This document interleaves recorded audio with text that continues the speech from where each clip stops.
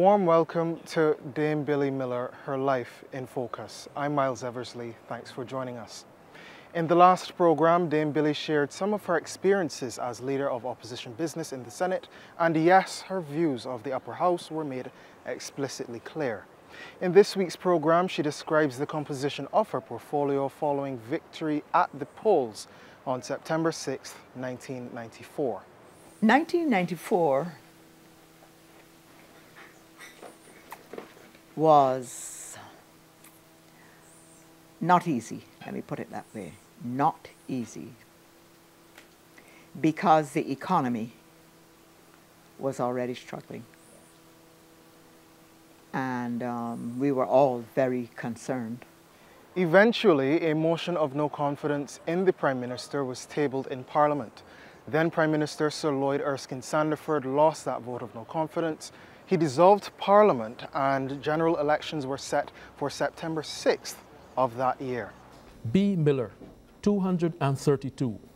A. Carter, 88. D. Commission of the NDP, 103. G. Price, Independent, 10. Predictions of victory for Miss Miller with 52.5%. From polling district BB1 in the city, B. Miller, 232. A. Carter, 88. D. Commission of the NDP, 103.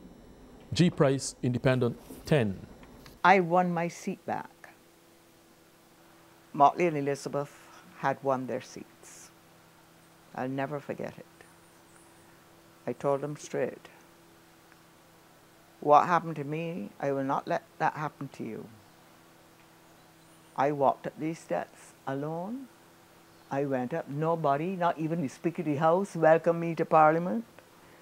Tom Godman told me he thought it was a grave discourtesy. It made no difference.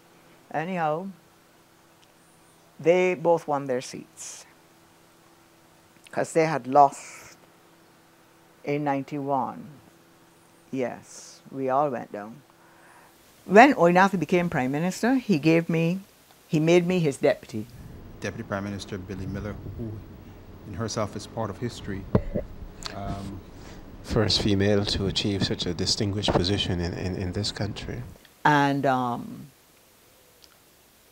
when he did that, I had to interpret what that was going to be.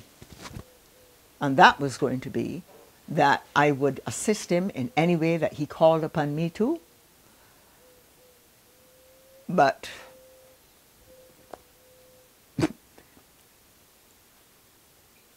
how to put it? I had the largest portfolio any minister ever had to hold. He gave me the portfolio of foreign affairs and foreign trade, two quite different things. They have to meet sometimes, but foreign trade is a scrambling, fighting thing. The first thing I had to do is quickly as possible read enough files like this to be clear on where Barbados was. You can't just go and jump in. And I'm not one of these people who, you know, everything that my PS tells me, I have to regurgitate it and so on.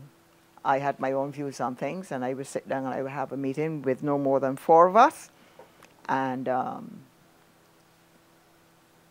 that was how I dealt with it. But I found that I was having to give more time to trade and a lot of traveling.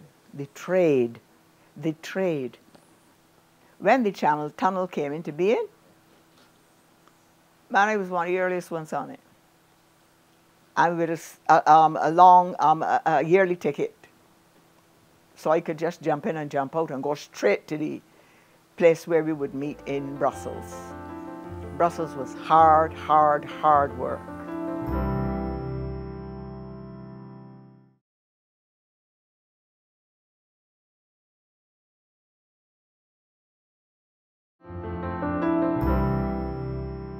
There was a time when 3 times a year I had to go to Brussels to fight together with the Caribbean group, and they put me, there's this thing, I don't know what it is with people, they always want to put me in a chair, you know, Well, all it did was to give the Caribbean more elbow room to make its case. They didn't want the Cubans coming in there. I told the Cuban ambassador, next time we're meeting, you bring him here, I'll be the chair. And I asked, I said, this is the gentleman? Yes, I shook his hand. I said, you sit just behind me here. Just sit in that chair behind me. Just to get a feel for how these big, powerful meetings in Brussels work. Not a word was said. Not a comment. Next thing you know, Cuba will be at the table, because I'm very pro-Cuba. I'm pro all of this part of the Caribbean. Anything that is touched by the Caribbean Sea, I am for it, because we are part of it. But going back to your question, he put a heavy portfolio on me. Foreign trade with its own permanent secretary, foreign affairs with its own permanent secretary. A heavy portfolio indeed. Now, in 2001, a monumental achievement was made in the Caribbean's regional integration movement when the heads of government of CARICOM signed the revised Treaty of Chaguaramas, establishing the Caribbean community, including the CARICOM single market and economy. Dame Billie recalls her experiences during this period as Minister of Foreign Affairs and Foreign Trade. What I had to do was to knit together what we had. And it means that every 2 weeks, all of the trade ministers would be, you know what we were doing? We were amending the Treaty of Chaguaramas. You said that, yes. Nigel Barrow was our man. We had to put him down there all the time. And I'm in the chair, poor me. Then one day, Seti Fellows was a tall chap from Jamaica. He loved fetting. So as it turns dark now, there was some place he used to go where it had nice music and so on and so forth. Can't remember his name now. Very tall, slim fellow. We got on very well indeed. So he would say, well, it's a long story, because we used to work until midnight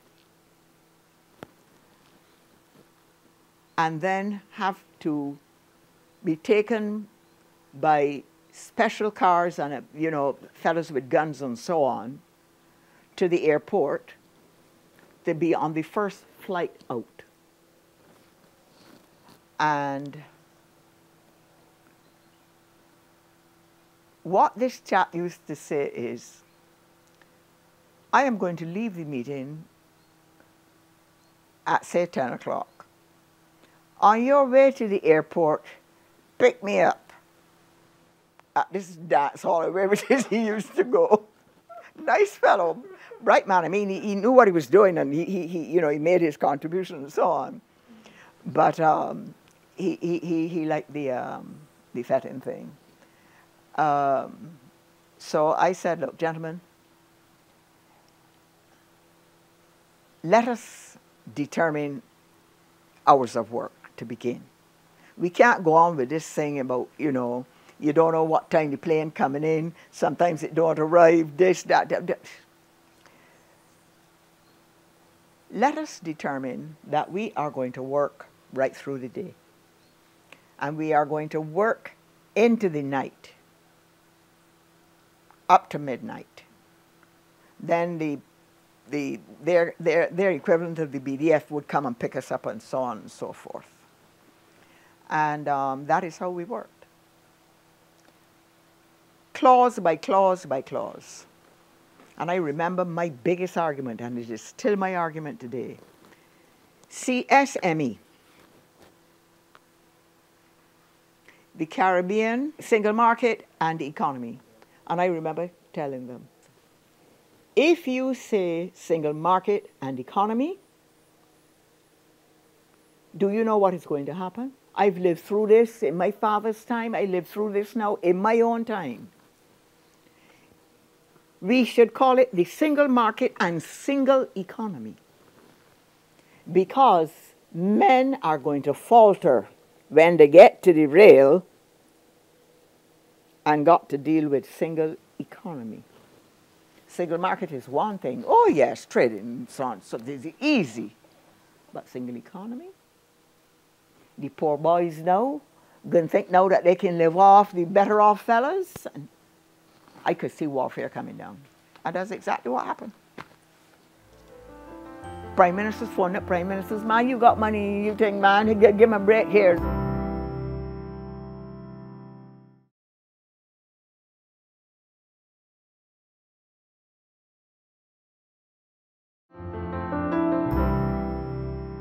To this day, I still feel that way about it.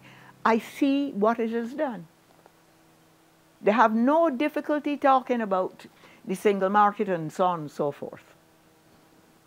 But the single economy, there could never be a single economy with this lot, well, with any lot that they ever had so far. But if you had started out and insisted that that had to be, it would have been. At least I think so. But that used to make me grumpy all the time. Little things sometimes can throw a big thing off balance.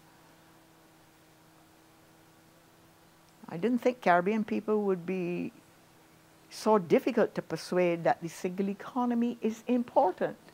But no, we each doing our own little thing, and who can borrow from so-and-so, and who didn't pay back, and all that junk goes on to this day. It's sad. But that was the kind of thing that I was tied up in. Then I was paying my, must be about 4th or 5th visit to Haiti. We were struggling to bring some semblance of order. Haiti was in a bad way, and I was part of that grouping. And, well, that's another story. Don't let me go down that road. But when I got to Haiti, in those days you would have a cocktail in the evening. Don't bother with that now. Because I said, I abolished it. I said, that's rubbish. You're wasting the taxpayers' money here. If you want grog, you go to the store and buy some. And they didn't like that. But anyhow, the president of Haiti at the time was this big lavish thing, and he was living in a palace. And my PS, who was accompanying me, my permanent secretary, he came up to me and he whispered in the way, he said, Minister, telephone call came through for you, I took it on your behalf. Prime Minister wants you home tomorrow morning. I said, oh my God. I know what it is about. Because before I left, I told him, PM, please. You always give him his title. Even ministers. I was always very formal when you're in cabinet mode. You know, you got ministers coming in late and so on and so forth. You know, please. Don't let the Prime Minister who heads the cabinet have to tell you more than once, Minister, you are late. There's some things you can't be late for. I'm like that. I view it as a discourtesy if I get to anything late, even if it is not my fault. Anyhow, so he's whispering this thing in my ear. I don't drink, so I got my glass of water, posed in as wine, I suppose. I said, I know exactly what it's about. You changed your flight already? He said, oh yes, Minister, and I'll be with you too. Because he didn't have it. He didn't have any hope for it. Anyhow, he gave me then, when I got back home, he added to my portfolio tourism and the ports, the seaport and the airport.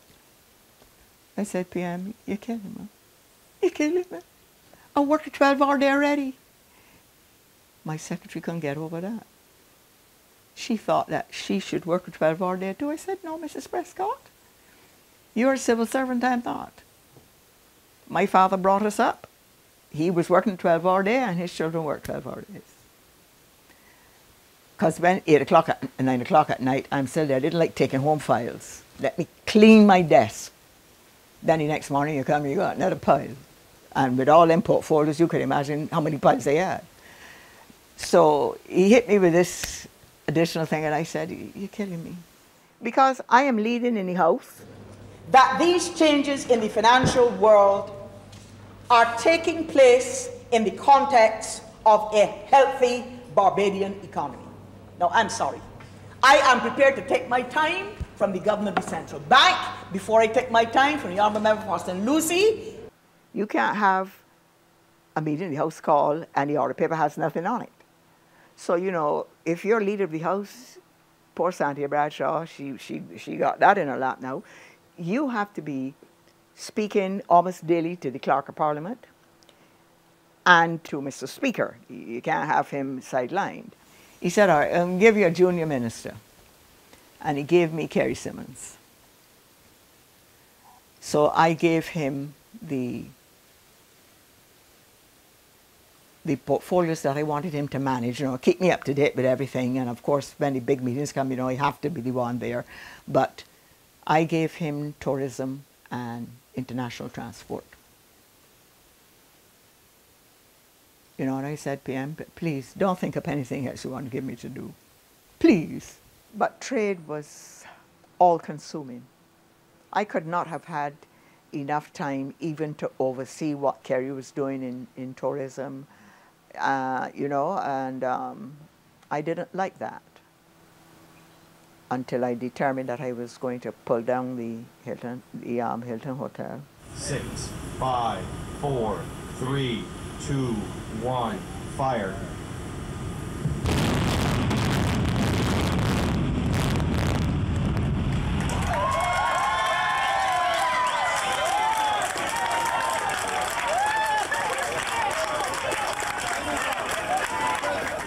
And that was a loud cabinet meeting. And what will happen? I said, a new one will be built in the new fashion and the new style. What was the rationale behind demolishing? You going to, the first time I ever went to the Hilton, it was like going down a dungeon. You come from the airport, you're a tourist. You come, you drive down, if you come down the coast, the south coast, yes, you're going to, from interval to interval, see some of the sea and, you know, see what palm trees look like, all this kind of thing. And you get to this hotel, which is a Hilton hotel. One of the biggest. Exactly. And you're going down now into this very dark place. Down, it was like a dungeon. It was not a hotel that people liked. People want brightness, they want light. And I said, rip it down. Do not touch the lighthouse. It's still there. Works. And they're beautiful. But for some reason, the hotel never encourages tourists to go up. I don't know why. Doesn't make sense to me anyhow. But, oh, I got licks enough for that too. But I put St. John in charge of the money part of it. He was better than me at fighting those battles in the cabinet. And I think it was a beautiful job. I called the architects. I told them, I'm what my father calls a piece of an architect. But I want you to berm it up as high as you possibly can. That big swimming pool that you're building, I want it so that it is in line with the ocean, so that when tourists come here and jump into that pool, they may even think that they are in the ocean, because I just want it on the same plane. Do you ever go to Hilton and notice those things?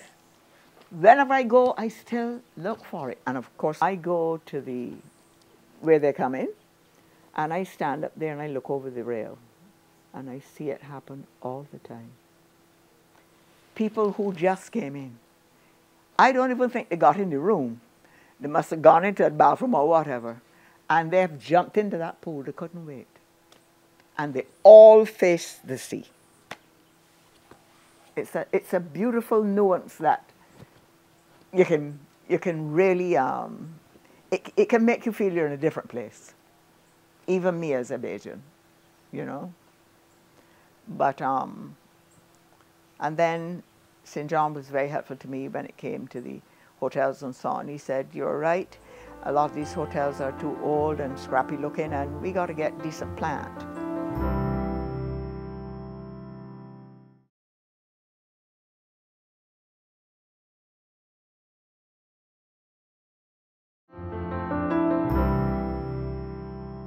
And then, of course, something had to be done about Sam Lord's Castle. I was no longer in had a Ministry of Tourism, but the truth is they've massacred it. It will never be nice again. I don't like the job the Chinese are doing out there. Not that they're the architects, but not impressed. We are not using the history. I remember once the Queen and her husband came here, and the government gave them lunch up at Sam Lord's. We went to the trouble of putting a powder room downstairs on the floor where the big dining room is. But, I mean, not near to it, but there was none on that floor. So that if either of them, because, you know, they eat and the next thing you know, they're gone fast. They have their agenda is a short one and it's tight. And so we built this thing. Prince Philip used it. But the Queen did something that I could not believe my eyes. My mother always said when I was a young teenager, one does not make up one's face in a public place. If you want to apply lipstick, find a bathroom. Or a room if you have a mirror in your handbag and so on and so forth. I could not believe it. I'm sitting diagonally across from the Queen. She took out one of those little, you know, face powder things. And in no time at all, lipstick. And I thought, but if the Queen can do it, I can do it too. But, I mean, that was like, not on the radar, but not have approved that. But she was an interesting person to talk to, you know. I did not accompany her. I was put to sit next to Prince Philip, and I remember I said to him, you know, Your Royal Highness, you are very much engaged with the birds and animals and stuff like that. I forget the name of the organization. And I said to him, you know, Your Royal Highness, we have here in Barbados a national bird, but we don't see the national bird anymore. When we used to have an island called Pelican Island, and that used to be the home of the birds. It was a bird sanctuary until after the First World War. Then they built a quarantine station. When I was growing up, it was on Pelican Island. But then Pelican Island disappeared. It was swallowed up into the building of the new Deepwater Harbor, and it is no more. And I noticed that from that time, the pelicans disappeared. And I'm explaining all of this to him. Oh, he says it's easy to get them back. I said, you know, it breaks my heart. I go to St. Kitts and they're there, oh, millions of them, all day long. Beautiful, just diving in and taking the fish and going. And I said, but what can we do here? He said, get about 3 or 4 pair. Look for a craggy kind of location, high up. And I straight away thought of St. Lucie, the eastern side. And because there are little caves up there, you know, You're down on the beach and there are little caves up there. And he said you'll be amazed. In no time at all, they'll come back. I couldn't get anybody to do that throughout the whole government. I couldn't get anybody to agree to do that, so we still don't have pelicans. Until this young man came and he went up to the swamp up in South Coast. Graham, yeah. So he went in there, he's very rich, and he invested a whole bunch of money and bought a house down this coast and so on, you know, and he brought some pelicans to Barbados, but they didn't thrive. They have to have crannies, you know. You can't just keep them in a cage next to the swamp, which is what he was doing. And they didn't thrive and they never came back. They can fly for miles, you know, never came back. And I find that painful because it's on our crest, on our coat of arms. What I can't stand is the broken trident, but I will say no more about that. Well, enough said. Food for thought as it relates to making use of our very rich history and heritage. Thank you, Dame Billie.